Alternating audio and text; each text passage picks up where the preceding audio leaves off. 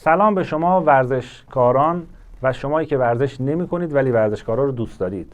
در این ویدیو میخوام در مورد ورزش صحبت بکنم، اصول ورزش رو بگم، چه ورزشی برای چه سنی مناسب هست، چه ورزشی برای چه مزاجی مناسب هست و چه میزان ورزش ضروری هست و اینکه آیا ما بدنمون واقعا به ورزش نیاز داره یا با رژیم غذایی مناسب میتونیم سالم زندگی بکنیم.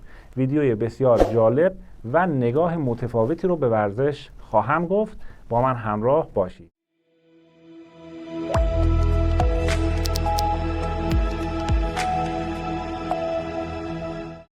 خیلی‌ها سوال دارن در مورد ورزش که چه زمانی بهترین زمان ورزش هست؟ آیا در موقع ورزش باید عرق بریزیم یا نه؟ آیا پیاده روی بهترین ورزشه؟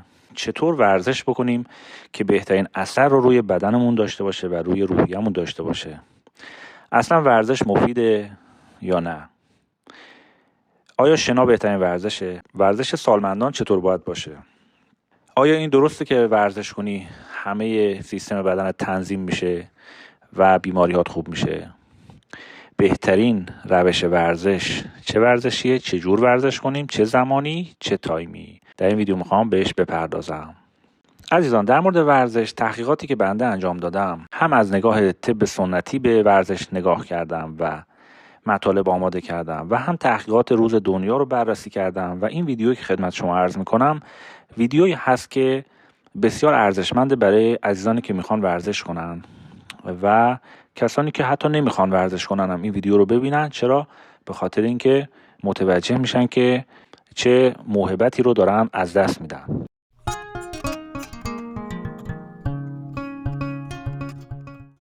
بستگی به توان فیزیکی و جسمی شما داره که چه توانی دارین.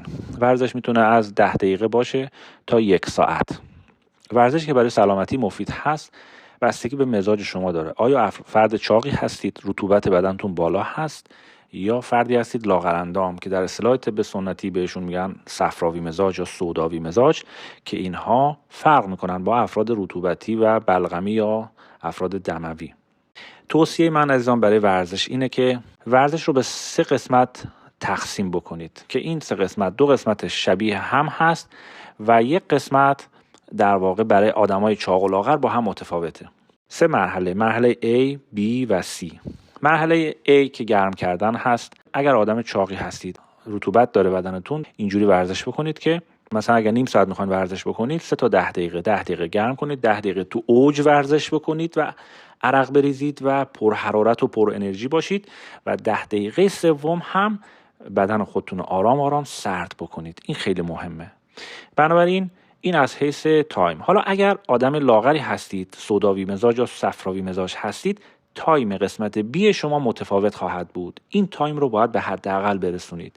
یعنی به محضی که ضربان قلب شما رفت بالا، به محضی که تنفستون تند شد، پوستتون سرخ شد و به اوج رسیدین، نقطه اوج یا نقطه بی رو در حداقل زمان قرار بدید و برید مرحله C، مرحله سرد کردن، و تو اوج ورزش نکنید. چرا که حرارت غریزیتون رو زیاد میکنه، باعث پیری زودرس میشه برای افراد و کسانی که لاغر هستن نباید این تایم رو بیش از اندازه ورزش بکنن. البته ما صحبتمون ورزش حرفه‌ای نیست، ورزشی هست که برای سلامتی مفید هست، برای عموم جامعه داریم صحبت میکنیم، نه ورزش های حرفه‌ای و ورزش هایی که تجارت هست، شغل هست، درآمد هست، قهرمانی هست. خیر.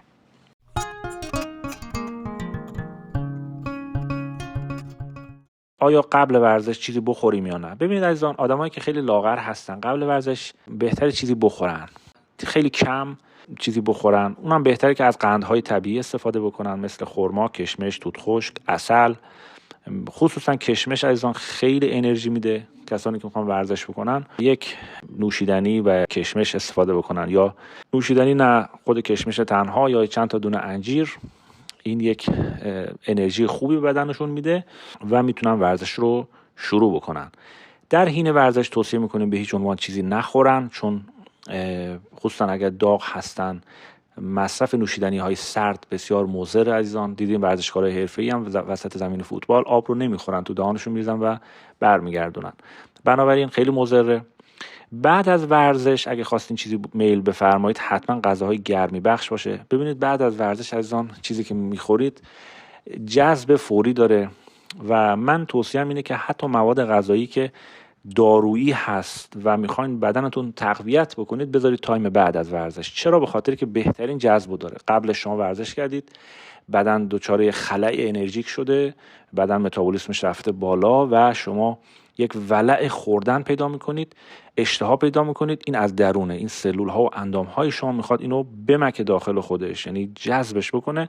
بنابراین قدرت جذب بعد از ورزش بالا هست و خیلی مهمه که شما بعد از ورزش چی بخورید. بهترین توصیه من اینه که عزیزان غذاهای با طبع معتدل بخورید. باز توصیه‌ام به قندها هست، قندهای که چپگرا هستن و مثل توت خشک، عسل، کشمش، مویز، انگبین ها که اینا رو من در ویدیوی قندها اشاره کردم. چه قندهایی انسولین رو باعث ترشح انسولین نمیشه و بدون نیاز به انسولین جذب سلول ها میشه اشاره کردم. اون ویدیو رو ببینید. این اثر بسیار خوبی رو خواهد داشت روی تقویت بدن، تقویت ذهن عزیزان. بنابراین بعد از ورزش چی بخورید مهمه. خیلی نهی میکنم بعد از ورزش سردی نخورید، خصوصا دوغ. بعضیا میان دوغ میخورن، خطر ابتلا به پیسی داره. استاد من میگفت که ممکنه فرد پیس بشه چون سریع این سردی رو میکشه داخل خود بدن و یکی از علتهای پیسی هم همین در واقع مصرف سردیجات بیش از حد هست که میدونید یک بیماری پوستی هست. بنابراین بایستی بعد از ورزش نوشیدنی های گرم رو من توصیه میکنم، آرام بخش ها رو توصیه میکنم، دمنوشایی که رو اعصاب شما تاثیر میذاره الان امروزه همه نیاز داریم. بنابراین بهترین تاثیر رو خواهد داشت نوشیدنی های مثل بهلیمو، بهار نارنج، دارچین، گلگاو زبان، چای به، چای سیب و دمنوش های متعادل رو استفاده بفرمایید به همراه کشمش، چند تا دونه خرما یا عسل.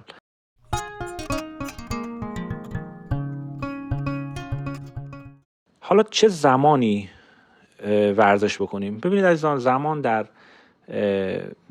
طب سینوی ما اشاره کردن که در بهار نزدیک ظهر بهتره، در تابستان اول روز، اول صبح و در زمستان آخر روز و حتی شب. و این تایم رو در فصل سرد در شبها و در آخر روز بیان کردن که یک سری مباحثی توش هست، علتهایی داره که فرصتش نیست بهش بپردازیم. البته اینجوری نیست که حتما این باید باشه، نه خیر، شما هر وقتی که تمایل داشتید میتونید فعالیت بدنی داشته باشید. بعضیا فعالیت بدنی دارن و میگن ما نیاز به ورزش نداریم. ببینید عزیزان، ورزش زمانی بهترین اثر رو خواهد داشت که ضربان قلب شما تند بشه، گردش خونتون بره بالا، صورتتون سرخ بشه و یه مقداری این سرعت جریان خون در بدن شما افزایش پیدا بکنه.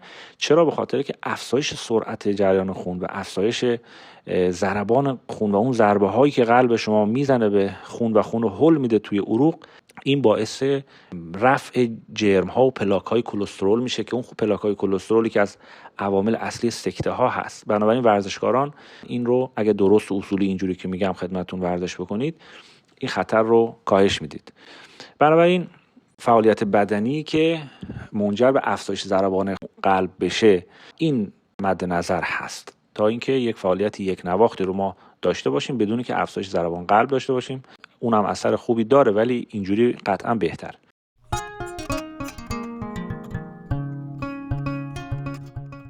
برای اینکه اثرات ورزش بیشتر رو تنمون باشه عزیزان، سطح پوستمون رو تمیز بکنیم، یعنی هفته یکی دو بار کیسه بکنیم.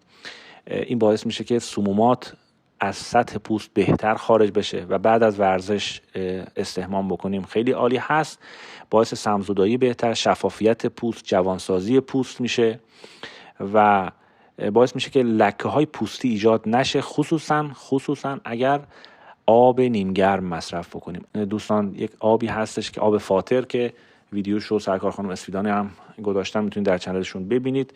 بسیار اثر خوبی داره، باعث شستشوی سلول به سلول میشه و در واقع به نوعی سمزدایی سلول های پوستی و لایه های زیرین پوست رو به همراه خواهد داشت زمانی که شما روز 3-4 لیوان آب جوش نیمگرم استفاده بکنید، ورزش کنید، اون آبی که میخورید از کلیه دفع نشه، آرام آرام از سطح پوست افراد دفع بشه. این برای بیماری‌های پوستی لاعلاج هم نسخه شفابخشی هست. کسانی که حتی بیماری پسوریازیس داشتن، بیماری‌های اگزما داشتن و حتی برای برخی از انواع سرطان‌ها، این شستشوی سلولی، این نوع آب خوردن و ورزش کردن بسیار کمک کننده هست. چرا؟ به خاطری که آب خصوصا زمانی که شما ورزش میکنید، نفس میکشید، نیاز به اکسیژن پیدا میکنید، در واقع ترکیب آب و اکسیژن H2O2 رو ایجاد میکنه، یه آنتی اکسیدان هست. خود این باعث سمزدایی بدن، خود این باعث از بین بردن سلول های سرطانی میشه که بسیار مؤثر هست برای درمان سرطان ها. بنابراین من توصیه‌ام اینه که عزیزان زمان ورزش جایی ورزش بکنید که اکسیژن بیشتری داشته باشه. متاسفانه کنار خیابون‌های شلوغ و اینها دستگاه‌های ورزشی میذارن و کنار دود و دم شما نباید تنفس عمیق بکنید و این رو آوردن دستگاه گذاشتن برای ورزش که کار ناصحیح هست. بهتر اینه که در فضای شما ورزش بکنید که اکسیژن بهتری داشته باشه.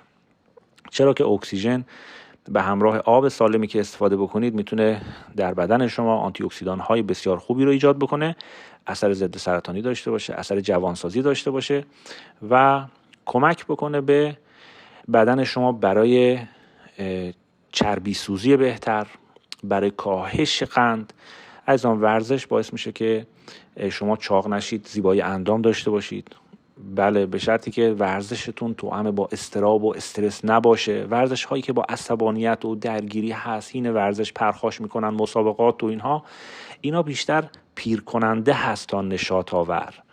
و ورزش نشاط آور ورزشی هست که شما در آرامش باشید، شما با یک دوست خوب ورزش بکنید، یا اگه خودتون تنها هستید با طبیعت، در طبیعت به آسمان نگاه کنید، تو طبیعت باشه، نفس عمیق بکشید. و ورزشی مؤثرتر هست که شما در واقع در شرایط نرمال فکری و روحی باشید. خب البته این به معنی نیستش که زمانی که شما اضطراب دارید ورزش نکنید. نه، منظورم اینه که ورزش هایی که اضطراب زا هست رو انجام ندید. ممنون از شما تا اینجای ویدیو همراه من بودید. ورزشکاران عزیز، کامنت های ورزشکاری بدید، به ما انرژی بدید که ما و تیم ما مطالب بهتری رو بیشتری رو برای شما آماده بکنیم. ممنون میشم از کامنتاتون. اگر انتقادی، پیشنهادی هم داشتید بفرمایید، حتما پذیرا هستیم با جان و دل.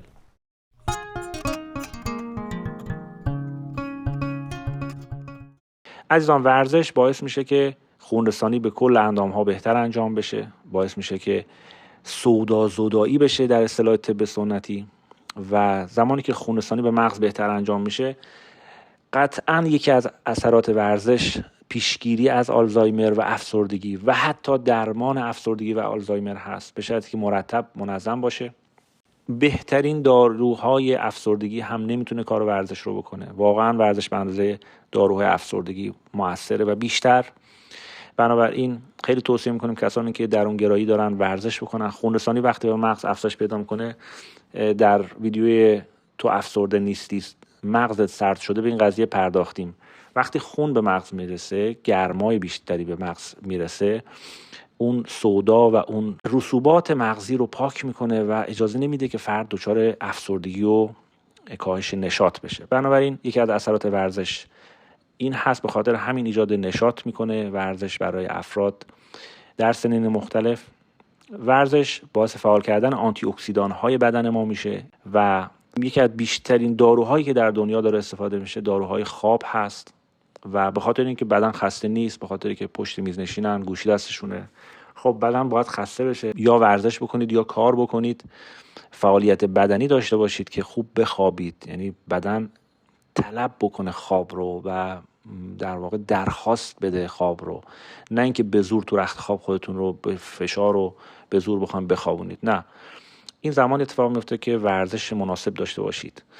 و کسانی که ورزش میکنن در واقع پوکی استخوان نمیگیرن معمولا، به شرطی که نوشابه نخورن و به شرطی که تغذیهشون رو درست بکنن و مواد غذایی مضر رو که در ویدیو ممنوعات ما اشاره کردیم مصرف نکنن، تحقیقات نشون داده که بعد از 9 ماه ورزش پوکی استخوان حتی رفع میشه، چون باعث میشه زمانی که شما فشار به استخوان ها میارید حین ورزش که در حالت معمولی این فشارها نمیاد، فرمان میده مغز به استخوان که خودت رو محکم بگیر و این زمانی که فشار میاد به استخوان ها، استخوان شروع میکنه به جذب بهتر کلسیم. یعنی جذب بهتر کلسیم زمانی که شما ورزش میکنید اتفاق میفته.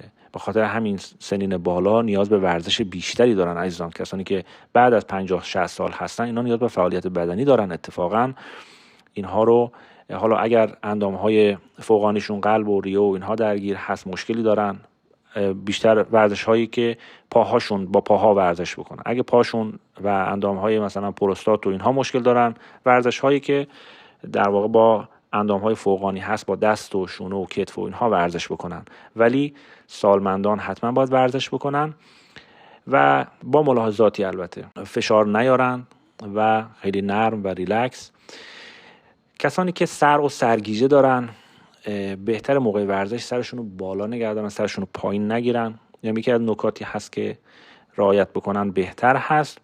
از آن ورزش باعث میشه که چربی سوزی اتفاق میفته. ورزش در شرایط زندگی های امروز یکی از نیاز هاست.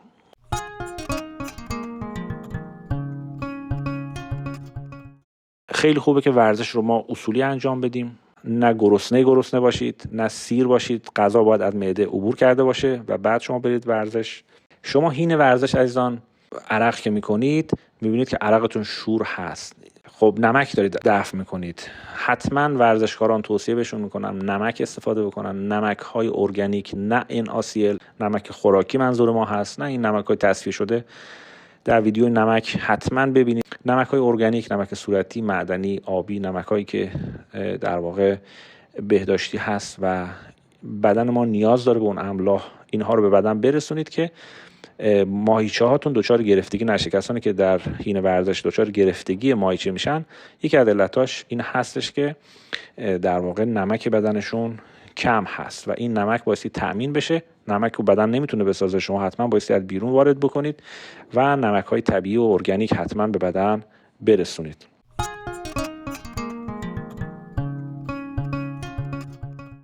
بهترین نوع ورزش عزیزان ورزشی هستش که یک هدفی توش باشه، یک انگیزه‌ای توش باشه. مثلا کوهنوردی انگیزه‌ای هست، توش تفریح هست، تو یک انگیزه‌ای برای رسیدن به یک قله هست. کار کردن یکی از بهترین ورزش هاست. خب بله، زمانی که شرایطی باشه، در یه محیطی، طبیعتی، جایی قرار گرفتین، برین کمک کنید به این کشاورزا. حتی اگر سیاستمداران برنامه‌ریزی بکنن که در شهرها محیط‌هایی باشه برای که سالمندان بیان اونجا و کارهای کشاورزی انجام بدن، فعالیت بدنی داشته باشن، هم روحیه‌شون بهتر میشه و هم فعالیت بدنی خواهند داشت، برای بدنشون مفیده و هم که مصرف داروشون قطعا میاد پایین و در دراز مدت کمک میشه به هزینه‌های اون کشور. بنابراین کارهای مثبت و مفید رو میتونه انجام بدین، ضمن که خود کار کردن هم قبلش اگر یه مقداری بدن گرم بشه بعد فعالیت بدنی آغاز بشه خیلی خوبه. اگر کسی هیچ ورزشی نمیکنه، سن بالایی داره ورزش نمیکنه، میتونید سالمندان رو بخندانید. خندیدن باعث ورزش و تحرک اندامهای فوقانی میشه. شما وقتی کسی که قهقهه بزنه، خنده‌ای که تمام شکم و سینه‌ش و قفسه سینه رو تکان بده، این خودش به نوعی ورزش هست. اگر اون هم براشون مقدور نیست، بهتره که به جای ورزش، افرادی هستن که دیگه واقعا ورزش نمی‌کنن، ماساژ بگیرن. ماساژهای نرم که باعث بهبود خونرسانی در بدن بشه و بادکش و اینها کمک میکنه به جایگزینی ورزش برای سالمندانی که دیگه واقعا براشون مقدور نیست فعالیت بدنی. ممنون از شما عزیزان و همراهان در این ویدیو. امیدوارم تا اینجا که وقت گذاشتین احساس نکنید وقتتون تلف شده و احساس مفید بودن از این ویدیو داشته باشین. خدایا رو نگهدار.